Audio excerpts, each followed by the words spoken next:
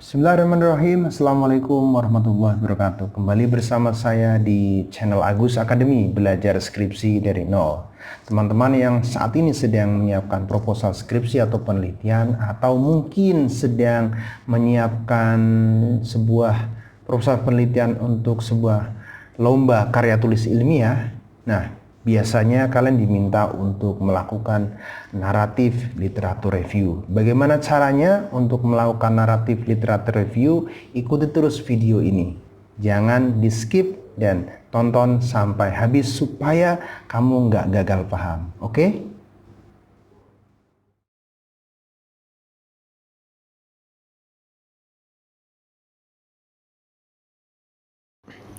Naratif literatur review dalam penulisan ilmiah. Definisi dari naratif literatur review adalah review paper yang bertujuan untuk mengidentifikasi beberapa studi yang menggambarkan satu topik tertentu.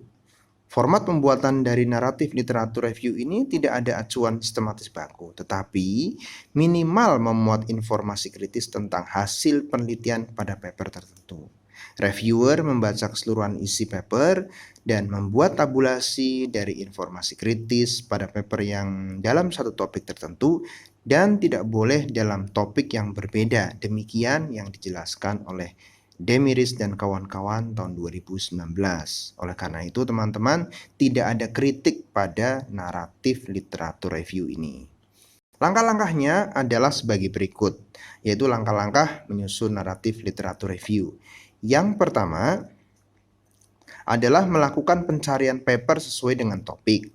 Berikutnya ada yang kedua, menentukan kata kunci atau keyword pencarian.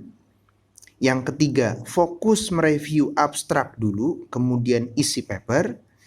Yang keempat adalah membuat ringkasan sintetis dokumen hasil review paper. Jadi langkahnya hanya 4 saja, kita konsisten melakukan itu. Yang pertama, lakukan pencarian paper. Tentunya topik sudah ditentukan lebih dahulu. Literatur ilmiah yang diterbitkan terindeks dalam berbagai database. Telusuri database ini untuk melakukan studi. Penting untuk mencari pada banyak database untuk memastikan bahwa mayoritas studi yang relevan telah teridentifikasi sesuai dengan topik yang telah ditentukan. Teman-teman bisa mengunjungi DOAJ, sciencedirect.com, dan springerlink.com, dan sejumlah database lain. Database di sini adalah database paper maksudnya, artikel ilmiah yang sudah terpublikasi secara online.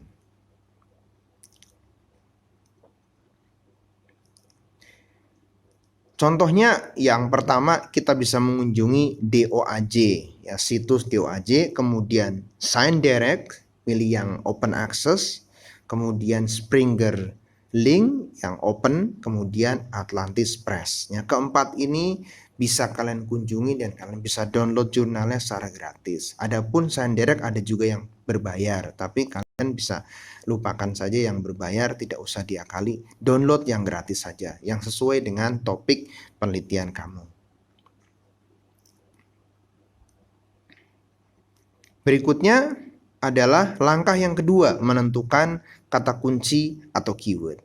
Penulis selalu menambahkan beberapa kata kunci saat menerbitkan paper mereka, sehingga orang lain dapat mengidentifikasi paper mereka dengan mudah. Gunakan kata kunci untuk mendownload paper-paper yang diperlukan. Kumpulkan sebanyak yang diperlukan dalam satu folder pada laptop, misalkan 50 artikel, dan sortir sampai betul-betul sesuai dengan topik yang dikehendaki. Kalian bisa download sesukanya. Langkah yang kedua, ya, dalam menentukan keyword, ini misalkan Springer Open, saya keywordnya di sini Customer Relationship Management, saya tuliskan seperti itu, ya. Kalian bisa ketik, bisa praktekkan, kemudian setelah itu klik pencarian, maka hasilnya terdapat 1605 hasil yang berkaitan dengan Customer Relationship Management. Kalian bisa scroll down ke bawah dan kemudian bisa mendownloadnya, karena ada tulisan full doc PDF, itu bisa kalian download secara otomatis, itu gratis, tidak berbayar. Yang kedua, di portal ScienceDirect. ScienceDirect ada yang berbayar, ada yang gratis. Kalian ketik saja Customer Relationship Management, ini contoh ya. Jadi kalian bisa menggunakan kata kunci atau keyword sesuai dengan topik penelitian kamu. Ya, kemudian akan muncul ketika ada tulisan download PDF, kalian bisa mendownloadnya dan itu bisa kalian gunakan untuk referensi. Yang ketiga, langkahnya adalah fokus mereview abstrak kemudian isi paper.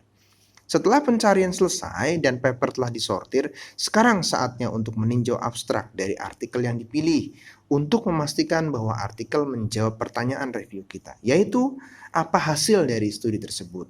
Dengan ulasan naratif, tidak perlu memasukkan setiap artikel pada satu topik, pertanyaan kita meliputi informasi kritis pada hasil riset penulis tersebut.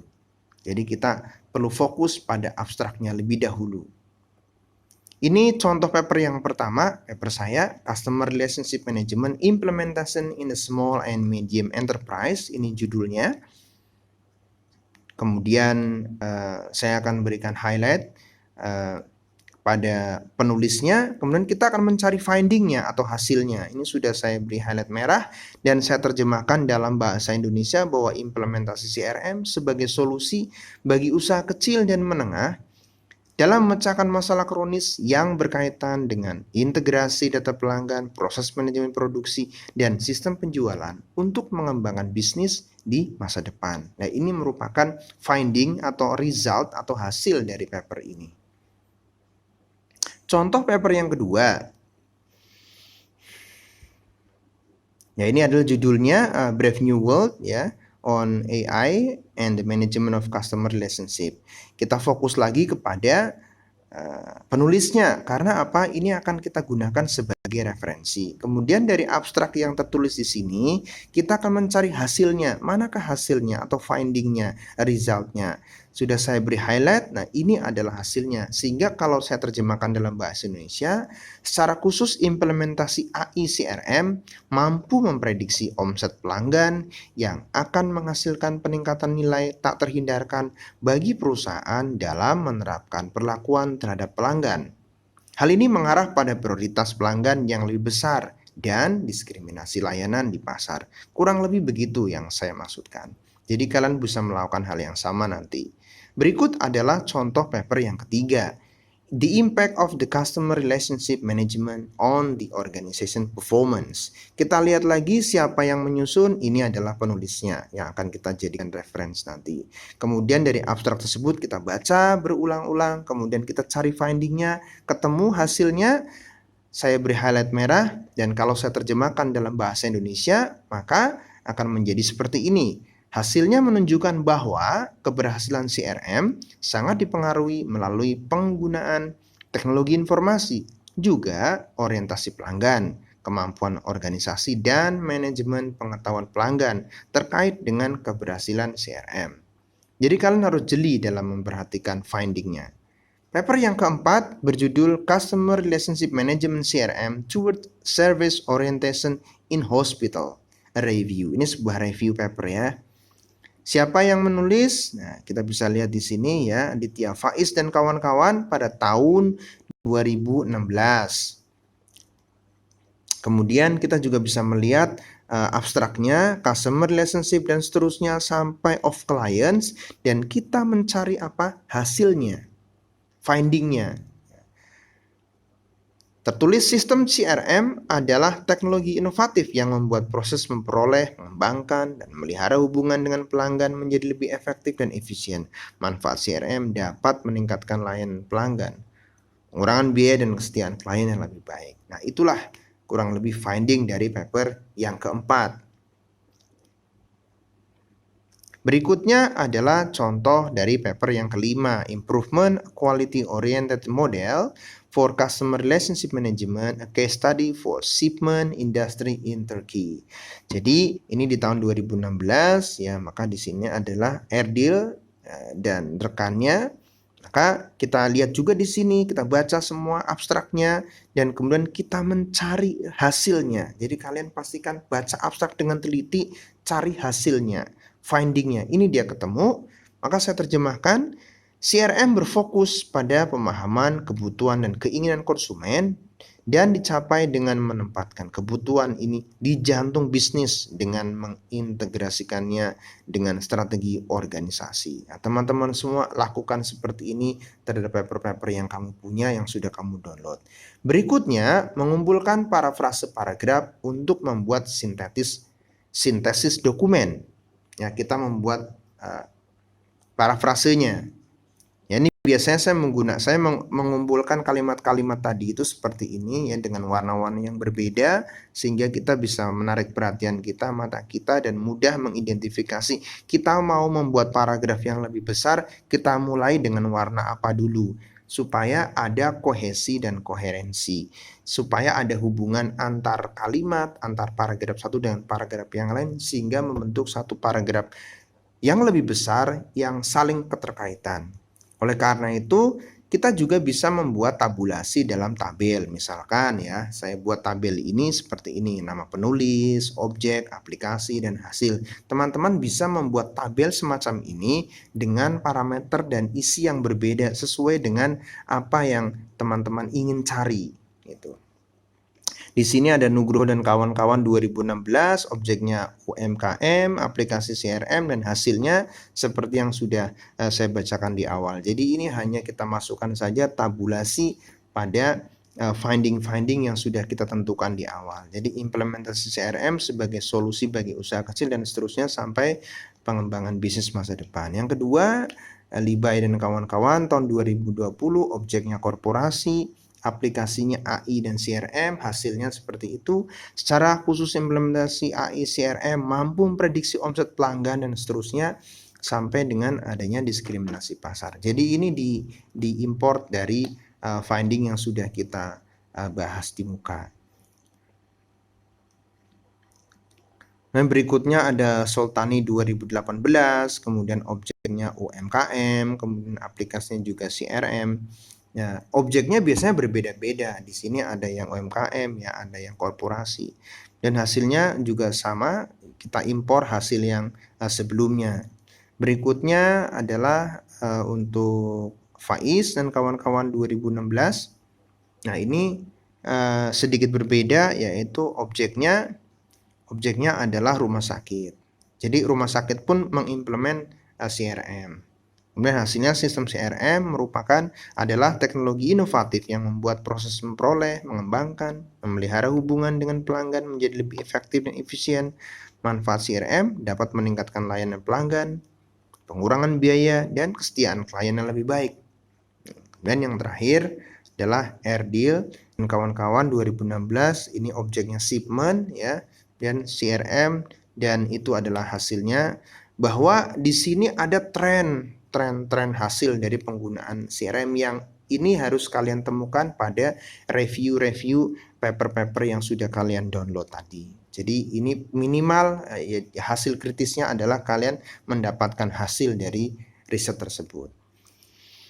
Oke, sekarang membuat ringkasan dan sintetis dokumen hasil dari abstrak. Berdasarkan kalimat yang tadi, saya membuat kalimat yang lebih besar, paragraf yang lebih besar, diawali dengan yang berwarna kuning, kemudian berwarna krem, kemudian hijau, biru, dan akhirnya putih. Jadi kalau kita perhatikan di sini ya, saya memodifikasi kalimat ya. Customer Relationship Management yang lazim dikenal dengan CRM merupakan, saya memberikan prefix kalimat seperti itu, kemudian baru kalimat-kalimat yang lain sampai menjadi lebih efektif dan efisien dan seterusnya seperti yang kita bahas di muka. Seterusnya saya tambahkan lagi supaya ada sambungannya, ada kohesi dan koherensi dari paragraf tersebut ya.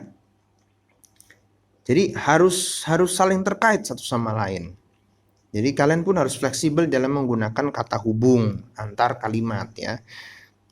Oke, kemudian berikutnya adalah sampai yang di kalimat hijau, yaitu berdasarkan hasil studi yang telah dilakukan Nugroho. Ini merupakan kalimat tambahan juga. Jadi supaya pembaca itu lebih lugas. Ya, 2016 implementasi CRM sebagai solusi bagi usaha kecil dan menengah dalam memecahkan masalah kronis yang berkaitan dengan integrasi data pelanggan, proses manajemen produksi, sistem penjualan dan pengembangan bisnis di masa depan. Kemudian jangan lupa untuk memasukkan referensinya di setiap statement, karena itu akan menunjukkan ciri bahwa memang kalian bukan mengarang ya, tapi mengambil sari dari papernya. Berikutnya adalah yang berwarna biru ya. Ini juga masuk. Jadi kenapa yang warna biru setelah warna hijau itu kalau kita perhatikan karena memang lebih pasnya di situ.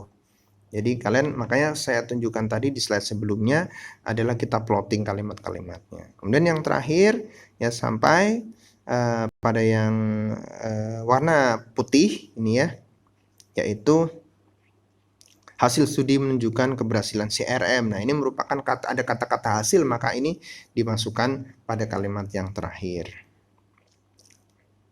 Kalau perhatikan ini ada keterkaitan satu sama lain. Kalau teman-teman belum mengetahui apa yang disebut dengan kohesi dan koherensi, kalian bisa melihat videonya tentang penjelasan kohesi dan koherensi pada link berikut. Jadi itu juga penting menjadi modal, menjadi bekal kalian menulis paragraf yang baik sehingga reviewer bisa melihat bahwa tulisan kalian bermutu dan penuh makna.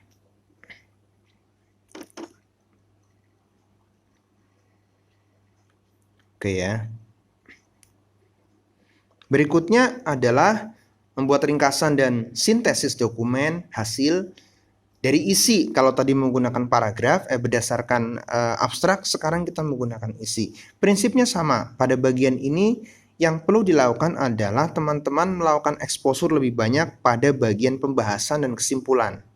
Lakukan dengan cara yang sama seperti yang di atas, cara sebelumnya terhadap abstrak. Jadi kita membaca lebih detail mengenai pembahasan dari paper yang sudah kita pilih, yang sudah kita sortir tadi. Ada beberapa temuan-temuan biasanya yang menarik untuk bisa kita jadikan sebagai finding. Seperti ini contohnya ada brainstorming on CRM dan seterusnya. Itu bisa bikinkan paragraf-paragraf kecil, kalimat-kalimat kecil, 3-4 kalimat. Dan berikutnya paper yang berikutnya misalkan ternyata propose research model, kesuksesan dari implementasi CRM ini dipengaruhi ada beberapa faktor, 1, 2, 3, 4, 5 dan seterusnya. Ini menarik sekali. Jadi ini bisa menjadi pembahasan tersendiri dalam isi ketika teman-teman membuat naratif literatur review. Ini tahap 2 ya. Jadi ini juga bagaimana AI dan CRM dikombinasikan di sana, apa saja dampaknya, apa saja impact-nya terhadap firm ini adalah perusahaan, customer ya, kemudian ada customer acquisition, customer retention, customer development. Bagaimana ini merupakan hal yang menarik untuk juga bisa jadikan finding. Baca juga pada sesi kesimpulan, ya, karena kesimpulan ini biasanya mengandung poin-poin. Jadi poin-poin yang lebih detail daripada finding yang kita dapat di abstrak tadi. Tapi di abstrak biasanya 1-2 kalimat, tapi kalau di conclusion lebih lengkap. Daftar pustaka ini menjadi sangat krusial. Berikut ini adalah daftar pustaka dari materi yang saya susun ini. Kalian juga nanti ketika melakukan naratif literatur review harus mencantumkan daftar pustaka. Semakin banyak semakin bagus. Itu menandakan bahwa naratif literatur review kalian semakin komprehensif. Sehingga tentunya akan lebih menarik reviewer untuk menilai lebih baik terhadap tulisan kalian. Oke teman-teman, terima kasih. Demikian materi naratif literatur review. Jangan lupa berikan like yang banyak dan share kepada teman-teman semua kalian yang sekarang lagi mau persiapan lomba ataupun nulis penelitian. Jika kurang jelas atau ada pertanyaan, silakan isi pertanyaan dalam kolom komentar. Yuk, saya mengajak kalian subscribe channel Agus Academy supaya kamu bisa mendapatkan update terbaru tentang teknik menulis untuk skripsi dan sejumlah informasi menarik lainnya buat studi kamu. Terima kasih. Sampai jumpa pada video materi berikutnya. Semangat selalu. Saya akhiri. Assalamualaikum warahmatullahi wabarakatuh.